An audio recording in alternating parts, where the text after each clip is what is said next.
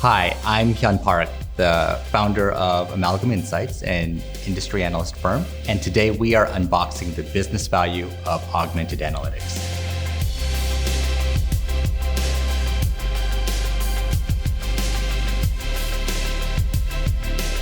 There are various definitions of augmented analytics. The one that I prefer is the idea that augmented analytics provides some sort of context to what you are doing. You may have your formulas, your traditional analytic outputs, but also some sort of intelligence that gives you a better idea of what those analytics actually mean at the end of the day.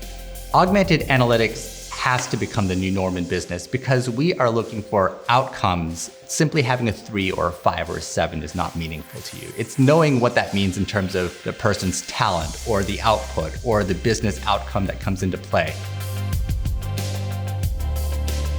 Right now, we're stuck in a world where about a third of employees access BI and analytics actively. There's a real opportunity to be able to move forward from a career path perspective by using AI-enabled analytics. How does the data that I look at change the way that we should be doing things as a company? It is providing that level of context that will then lead to a greater understanding of what to do next, how to change processes, how to improve the company. That's the future.